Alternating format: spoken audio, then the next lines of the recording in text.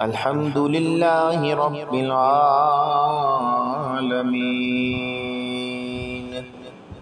الصلاة والسلام على سيد الأنبياء والمرسلين.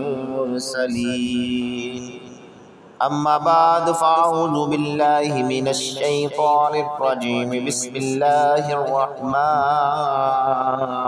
الرحيم. إن الله وملائكته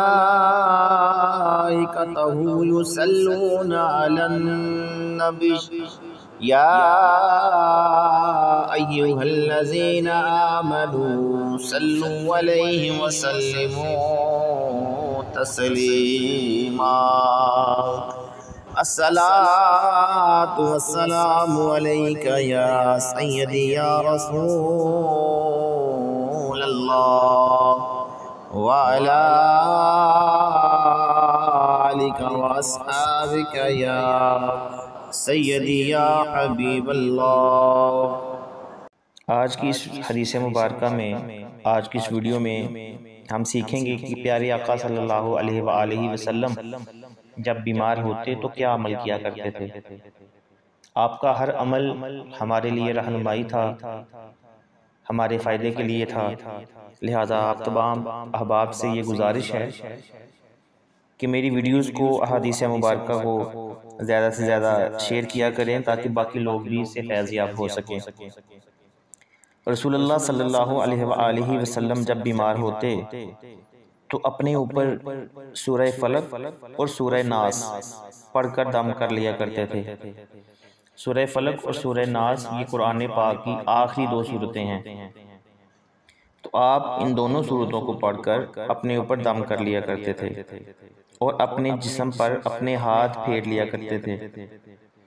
یعنی کہ آپ صلی اللہ علیہ وآلہ وسلم آخری دو سورتیں قرآن پاک کی تلاوت فرمایا کرتے تھے، پھر اپنے ہاتھوں پر تھوک مارا کرتے تھے اور پھر وہ ہاتھ جو ہیں اپنے پورے جسم پر وہ پھیر لیتے تھے. پھر وہ مرض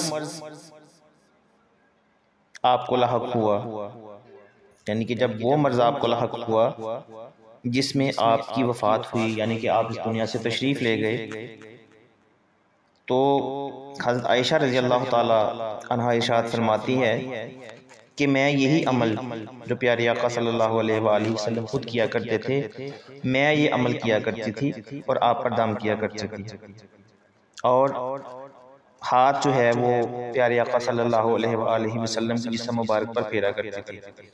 یعنی کہ یہ جو دم والا جو عمل پیارے آقا نے سکھایا، یہ جب وہ آخری ایام تھے اس دنیا سے تشریف لے کے جانے والے تھے اللہ کے پاس، تو یہ ہماری اماں عائشہ صدیقہ رضی اللہ تعالی عنہ یہی عمل آپ صلی اللہ علیہ وآلہ وسلم کے کیا کرتی تھی کہ یہ دونوں سورہ مبارکہ کی تلاوت کر کے اپنے ہاتھ پر پھونک مار کے پیارے آقا صلی اللہ علیہ وآلہ وسلم کی جسم اطہر پر پھیرا کرتی تھی.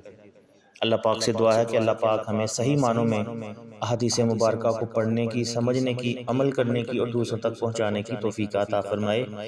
آمین ثم آمین.